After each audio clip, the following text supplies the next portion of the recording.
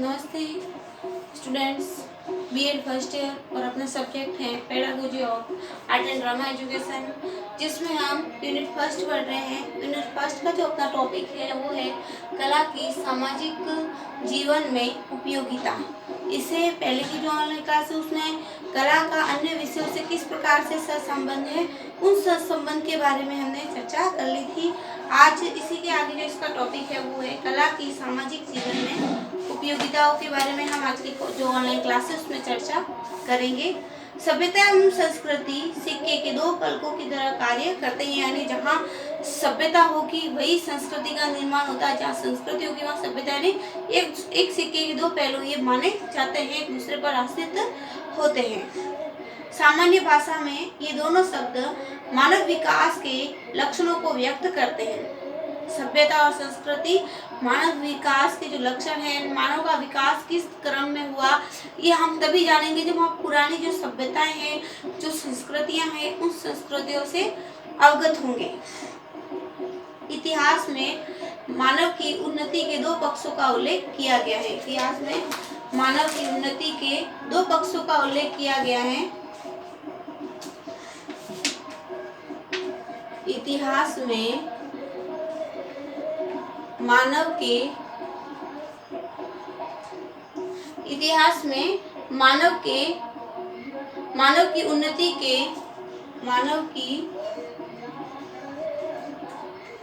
उन्नति के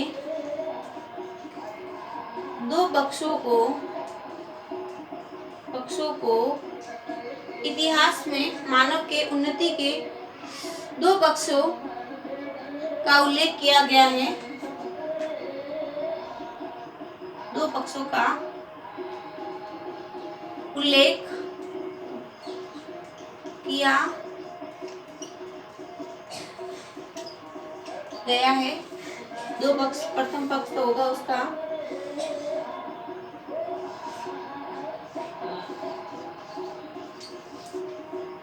प्रथम पक्ष होगा उसका भौतिक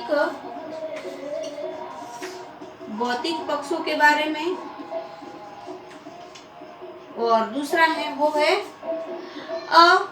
आदि भौतिक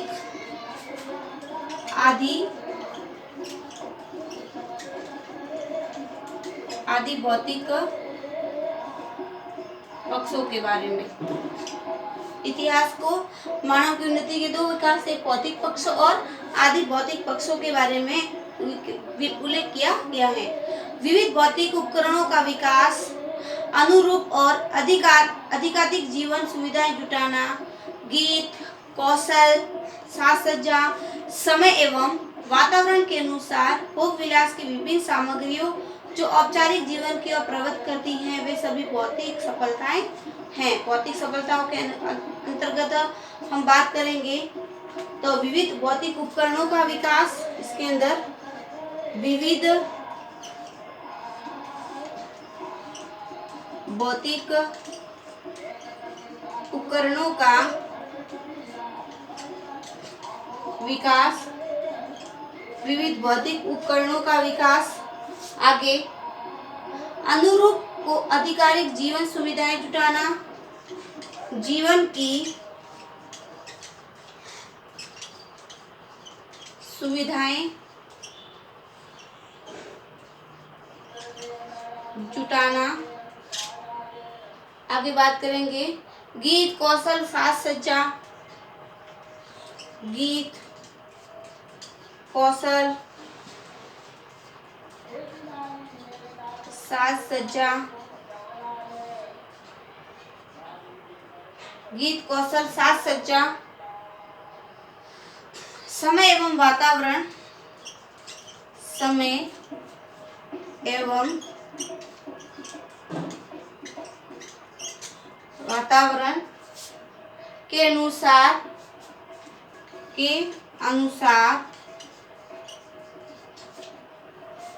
सुखी जीवन की विभिन्न सामग्रियां, अनुसार जीवन की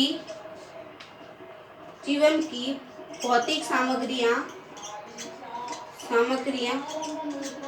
या सामग्रियों का सामग्रियों का औपचारिक जीवन की ओर प्रवृत्त करती हैं। सामग्रियों का वर्णन कर सकते हैं। यानी भौतिक पक्षों के अंदर मानव जो उपकरण बनाए हैं या जीवन की जो सुविधाएं दी है और उनके अंदर जो गीत, कौशल, साज सज्जा और भौतिक सुख सुविधाओं के लिए जो उसने अपनी सामग्री एकत्रित किया और अपने जीवन को उन्नति की ओर ले जाने वाली सामग्री को हम भौतिक के अंदर रख सकते हैं। यही उन्नति मानव की प्रगति सभ्यता कहलाती है और यही उन्नति मानव की जो प्रगति सभ्यता है वो कही जा सकती है।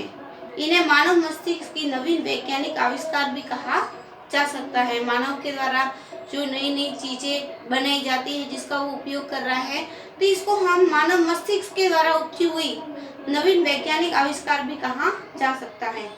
आदि भौतिक पक्ष द्वारा मानव के हृदय से उत्पन्न उद्गार को आध्यात्मिक उपकरणों से भी इसके अंतर्गत जो आदि के मनुष्य का चिंतन, मनुष्य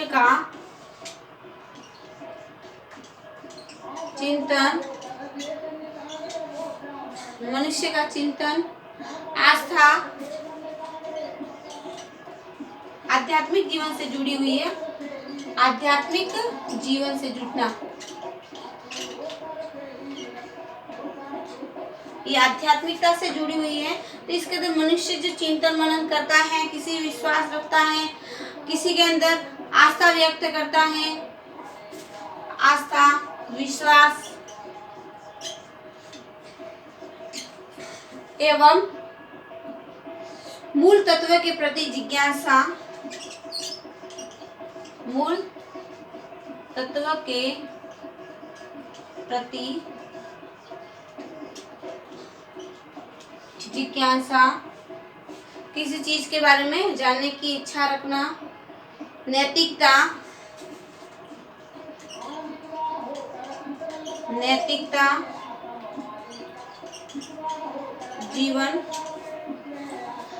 जीवन मर्यादाएं,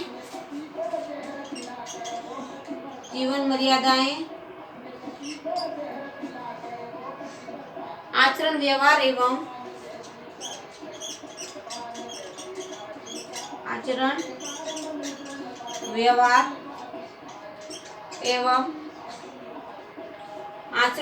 एवं सौंदर्य दृष्टि आदि दार्शनिक विषय, सौंदर्य दृष्टि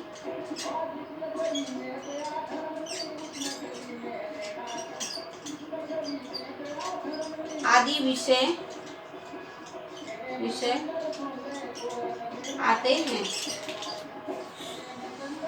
विषय आते हैं तथा वे सम्यक तत्व हमारी संस्कृति की धरोहर मानी जाती हैं। इससे हमारा समृद्ध साहित्य, दर्शन, कला के विभिन्न आयाम, धर्म तथा सामाजिक सांस्कृतिक परंपराएं बनती हैं एवं विकसित भी होती हैं। डॉक्टर शिवदास ने अपने विचारों में स्पष्ट करते हुए संस्कृति एवं सभ्यता को निम्न शब्दों में व्यक्त किया है।